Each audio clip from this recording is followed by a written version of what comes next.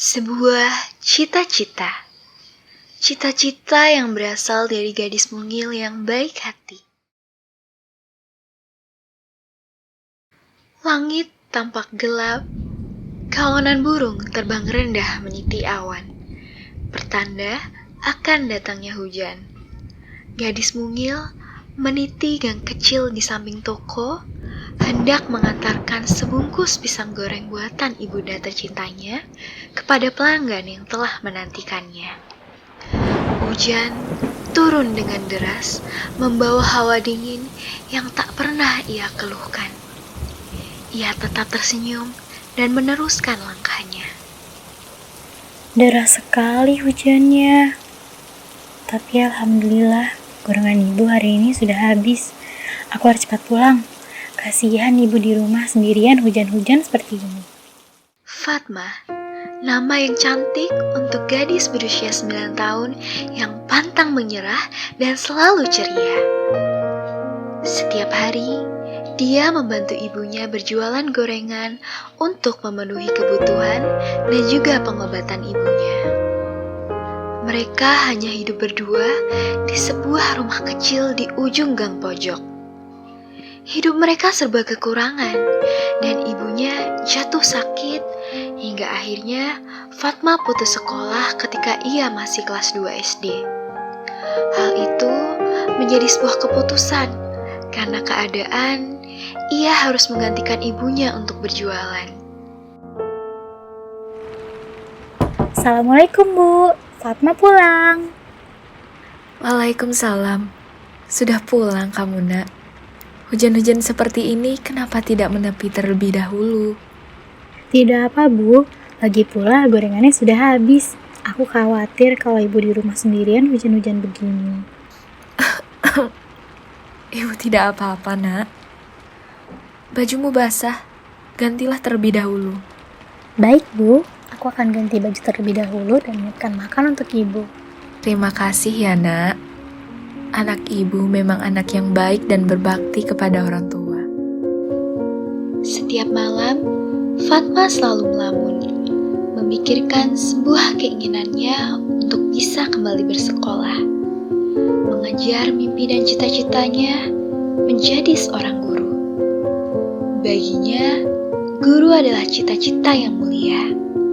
Guru senantiasa mendidik muridnya dengan sabar, menjadi contoh dan juga sebagai pahlawan tanpa tanda jasa. Untungnya, Fatma mempunyai seorang teman yang sangat baik kepadanya. Namanya Nada. Nada sering memberi fotokopi catatan materi pelajaran kepada Fatma. Bahkan terkadang, Nada juga sering memberi buku ataupun majalah yang bisa dipakai untuk Fatma belajar di malam hari. Nada adalah seorang gadis yang Fatma temui ketika sedang berjualan di desa Permai. Saat itu, Nada tampak kebingungan. Kemudian Fatma menghampiri Nada dan bertanya kepadanya. Hai, kenapa kamu tampak kebingungan? Halo, kamu siapa? Kenalin, aku Fatma. Aku sering ke desa Permai untuk jualan gorengan. Mungkin ada yang bisa aku bantu? Ini, aku tersesat. Aku tidak tahu arah jalan pulang kemana. Aku baru pindah dari kota ke desa Permai. Tadinya, aku ingin melihat pemandangan di sekitar sini memakai sepedaku. Aku lihat pemandangannya sangat bagus, hingga aku lupa sampai mana aku sekarang. Astaga, kamu tersesat. Boleh aku antar kamu pulang? Aku tahu jalan ke arah desa Permai. Rumahmu sebelah mana? Aku ingat, rumahku berada di dekat toko alat tulis Permai. Oh, aku tahu toko itu. Ayo, aku antar. Singkat cerita, mereka saling bertukar kisah di perjalanan pulang menuju rumah Nada. Hingga akhirnya, Nada pun tahu jika Fatma tidak lagi melanjutkan sekolahnya karena keadaannya saat ini. Fatma juga bercerita tentang cita-citanya untuk bisa menjadi seorang guru dan keinginannya untuk kembali ke sekolah. Itulah yang membuat Nada ingin membantu Fatma dengan caranya tersendiri. yaitu memberi materi pelajaran yang ia dapatkan kepada Fatma supaya Fatma tetap bisa belajar.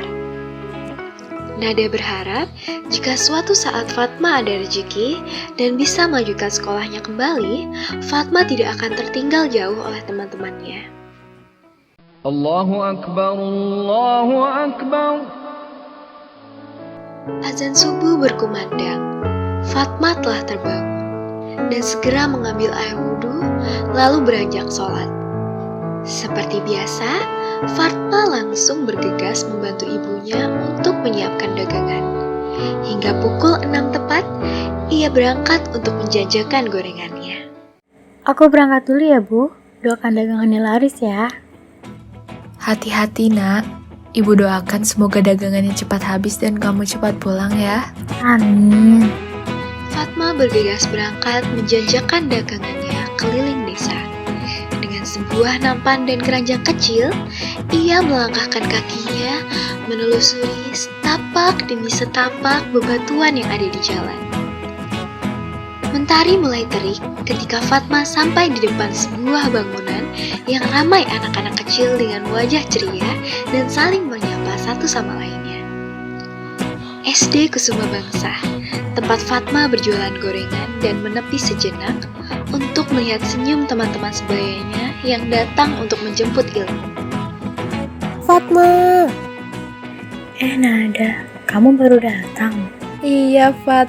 Oh iya, ini aku ada 2 fotokopi materi yang bisa kamu pelajari. Terima kasih banyak ya, Nat. Nanti malam pasti aku baca. Oke, Fatma. Aku masuk dulu ya. Sampai jumpa besok. Kali ini, mungkin Fatma hanya bisa melihat teman-temannya bersekolah, namun Fatma yakin, suatu hari ia pasti bisa mewujudkan cita-citanya untuk kembali sekolah lagi seperti teman-teman sebayanya. Fatma melanjutkan jualannya dengan penuh harap agar gorengannya cepat habis dan kembali pulang untuk membaca fotokopi materi yang telah diberikan Nada kepadanya. Ia tampak tidak sabar untuk segera membacanya. Bayangan ilmu-ilmu baru telah menantinya. Dengan semangat yang membara, walaupun matahari sedang di atas kepala, ia terus menjajakan dagangannya kepada orang-orang di sekitarnya.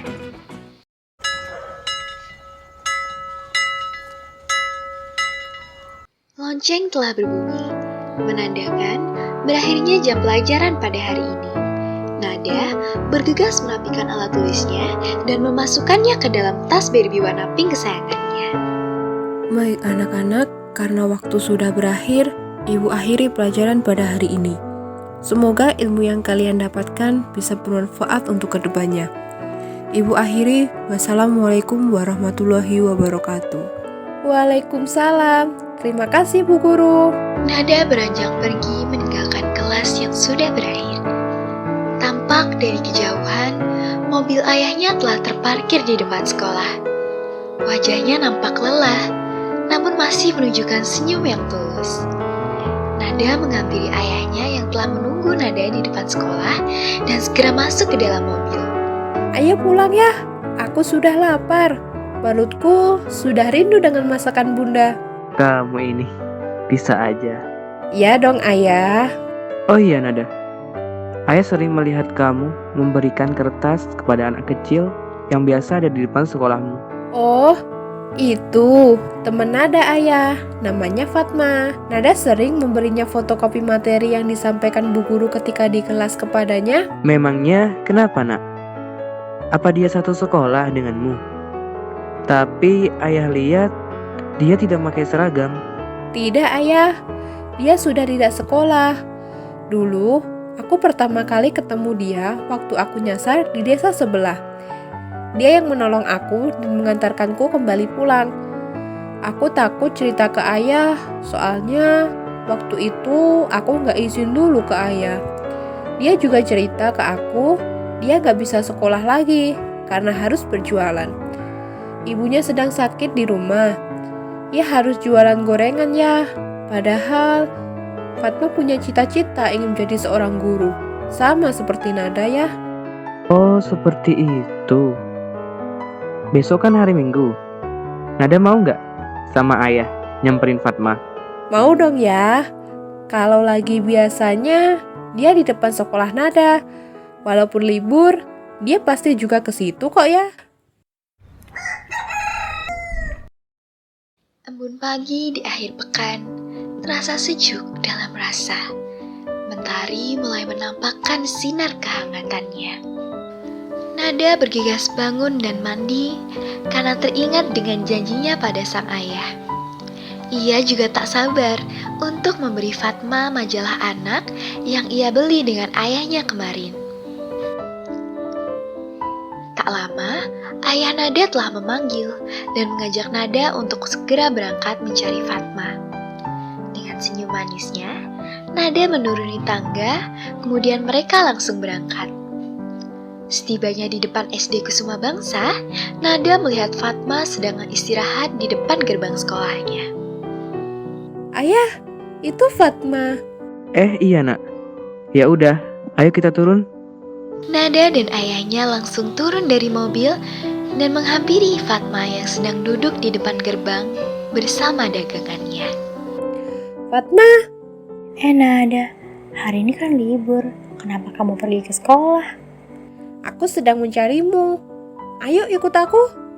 Maaf Nada, bukannya aku nolak permintaan kamu, tapi aku harus jualan. Tenang anak manis. Kamu jangan khawatir ya. Nanti Om yang akan membeli semua gorenganmu. Serius Om? Alhamdulillah, kalau gitu aku mau ikut sama Nada. Nada dan ayahnya langsung mengajak Fatma untuk masuk ke dalam mobil.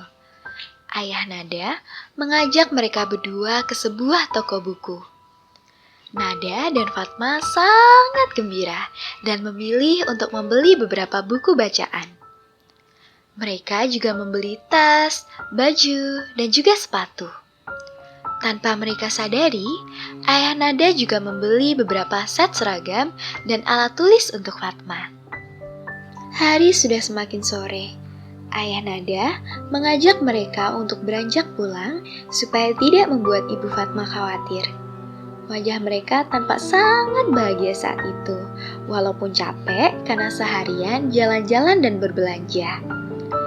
Ayah Nada mengantarkan Fatma pulang ke rumahnya karena ingin bertemu dengan ibu Fatma. Sesampainya di rumah, Fatma mempersilahkan mereka masuk ke rumah kecil Fatma dan memperkenalkan Nada dan ayahnya kepada ibu Fatma. Oh, jadi ini nak Nada yang sering dibicarakan oleh Fatma ya? Iya Tante. Jadi begini Bu, kedatangan saya ke sini ingin bersilaturahmi dan ingin berbicara dengan Ibu dan Fatma. Iya, ada apa Pak? Mohon maaf sebelumnya Bu. Apakah Fatma sudah lama tidak bersekolah? Iya Pak, sudah hampir 1 tahun Fatma tidak bersekolah. Ini semua salah saya. Jika saja saya tidak sakit seperti sekarang, Fatma pasti bisa sekolah dan tidak perlu berjualan gorengan. Nah Fatma, Om dengar dari Nada, kamu punya cita-cita ingin menjadi guru ya? Iya Om, Fatma pengen kembali sekolah lagi karena Fatma ingin mewujudkan cita-cita menjadi seorang guru. Bagi Fatma, guru itu cita-cita yang sangat mulia. Guru dengan sabar mendidik muridnya walaupun muridnya nakal. Seperti Fatma dan teman-teman Fatma dulu, pantas saja guru disebut sebagai pahlawan tanpa tanda jasa. Mulia sekali cita-citamu nak. Cita-citamu sama seperti Nada. Fatma mau sekolah lagi kan? Gimana kalau Om daftarkan Fatma di sekolah yang sama seperti Nada? Tapi Om, bagaimana dengan Ibu? Tenang Fatma, ibumu nanti akan bekerja di tempat Om. Gimana Bu? Apakah Ibu setuju? Tapi Pak, dengan kondisi saya yang seperti ini, apa Bapak mau memperkerjakan saya? Untuk berjalan saja, saya sudah susah Pak. Tidak masalah Bu. Pekerjaan Ibu hampir sama seperti kegiatan keseharian Ibu di rumah. Ibu tidak perlu menjual gorengan lagi. Saya punya usaha keripik tempe di Desa Permai. Nanti Ibu bisa bekerja menggoreng keripik tempe di sana. Supaya Fatma bisa sekolah lagi. Biar biaya sekolah saya yang nanggung. Anak ini adalah anak yang baik. Ia memiliki cita-cita yang mulia. Sayang, ketika cita-citanya hanya sebatas angan saja. Nanti, ibu dan Fatma bisa tinggal di toko saya. Di sana ada kamar yang luas dan bisa kalian tempatin, supaya ibu tidak jauh dan tidak repot. Masya Allah, Pak. Alhamdulillah. Bapak baik sekali kepada saya dan Fatma. Saya berjanji, Pak. Saya akan bekerja dengan sungguh-sungguh, Pak. Terima kasih banyak, Pak. Ibu Fatma sangat bersyukur karena masih ada orang baik di dunia ini yang mau membantu Fatma untuk mewujudkan cita-citanya dan juga memberikan pekerjaan serta tempat yang layak untuk Fatma dan ibunya. Mereka juga sangat bersyukur atas nikmat Tuhan yang telah diberikan melalui perantara ayah Nada. Jadi, Fatma bisa sekolah lagi. Terima kasih banyak ya Om. Fatma sangat bersyukur bisa sekolah lagi. Alhamdulillah, Fatma akan rajin belajar. Wah, terima kasih ayah.